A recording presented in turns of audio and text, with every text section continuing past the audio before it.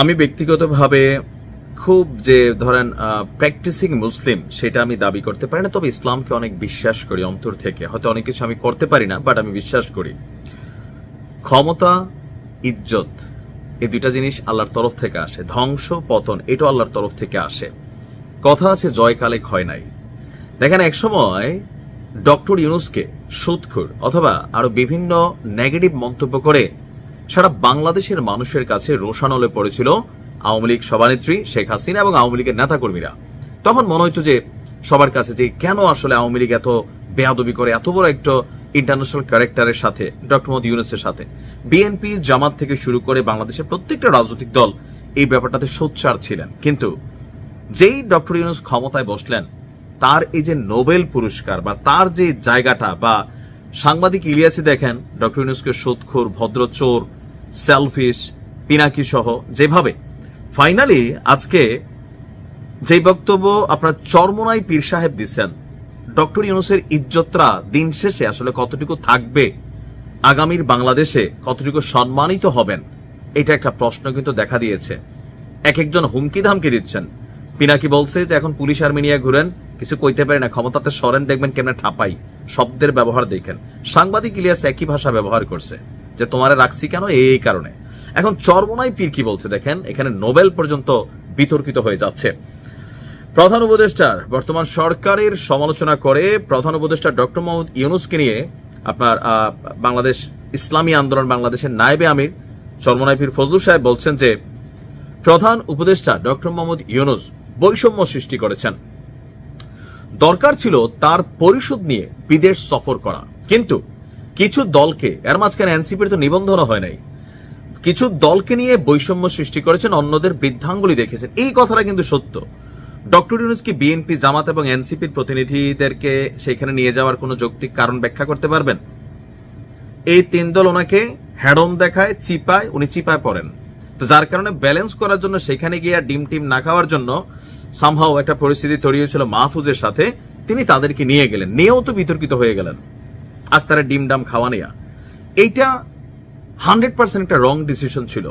কারণ রাজনৈতিক দল হিসেবে আপনি যদি মূল্যায়ন করেন, যাদের নিবন্ধন আছে এনসিপির থেকে অনেক বড় দলেরা, তো এনসিপি তো একটা রাজনৈতিক দল, তো সেই রাজনৈতিক দলের যেটার মানে কি বলা যায় আপনার মানে শব্দটা মানে এই মুহূর্তে মাথায় নাই, মানে নিবন্ধন হয় নাই, আপনি তাদেরকে সেখানে নিয়ে যাচ্ছেন, দুইজন প্রতিনিধি, আর ইসলামী আন্দোলন সহ আরো অনেক দল আছে, আপনি তাদেরকে কেন নেন নাই? অবশ্যই আপনি বৈষম্য সৃষ্টি করছেন, আপনি স্যার এটা উচিত করেন, এটা আমার দৃষ্টিতেও। তো তিনি নিরপেক্ষ নন, অবশ্যই তিনি নিরপেক্ষ না, তিনি নিজেকে রক্ষা করতে পারেননি। সরকার প্রধান অনেক বড় শিক্ষিত, শান্তিতে নোবেল পুরস্কার পেয়েছেন, তবে রাষ্ট্র পরিচালনায় পেয়েছেন আন্ডা। এটা মানে চরমোনাইয়ের বক্তব্য যে জিরো পেয়েছেন।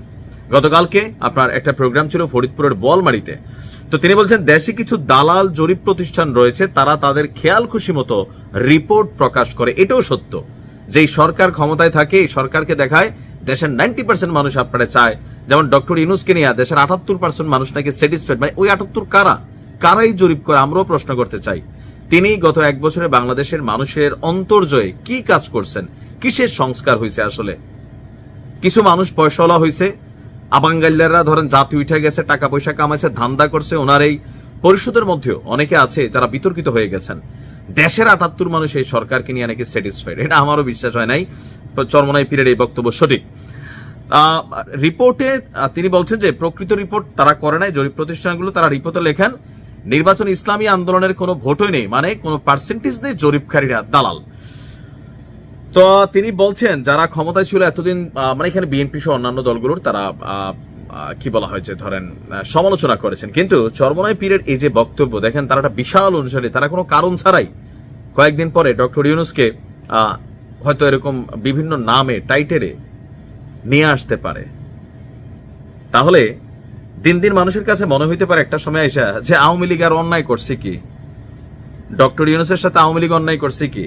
আওয়ামী লীগ তো ডক্টর ইউনূসকে বেকাইছিল যে তিনি যে এই টাকাটা রাষ্ট্র তার কাছে পাও না, কত কোটি টাকা, এই টাকাটা তো রাষ্ট্র পাও না, তিনি এটা দিতে চান নাই, রাষ্ট্রকে দিতে চান না, এরকমই তো আমরা শুনছিলাম। যার কারণে বিভিন্ন প্রতিষ্ঠান এনবিআর তার বিপরীতে লাগছিল।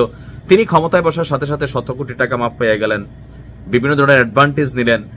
তো এখন তো অন্যরাও তাকে সুদখুর বলে কথা বলতেছে। এই যে চরমোনাই বলল যে আন্ডা পাইছেন, মানে এক একজন এক এক ভাষায়। তাহলে দিন শেষে ডক্টর মোহাম্মদ ইউনূস তিনি ক্ষমতা থেকে সরার পরে যারা তার প্রতি প্রচন্ড রোশানল মেন্টালিটিতে আছেন, এখন তিনি বিদেশে প্রোডাকশন পাচ্ছেন, এরপরে তিনি কি প্রোডাকশন পাবেন না। তো সেই ক্ষেত্রে কখন যে উনিও ডিমের শিকার হন। বাংলাদেশের মানুষ ভাই আওয়ামী লীগ যথেষ্ট প্রতিহিংসা পরায়ণ, আমরা সবাই, তবে আওয়ামী লীগ একটু বেশি, একটু ডেঞ্জার আছে, এটা মাথায় রেখেন। তো যে কোনো একটা ঘটনা ঘটাইতে পারে। আমার কাছে মনে হয় ডক্টর ইউনূসের এই সফরটা বিতর্কিত হয়ে গেছে। আপনি নির্দিষ্ট কোনো দলের কাউকে নেওয়া সেটা উচিত হয় নাই।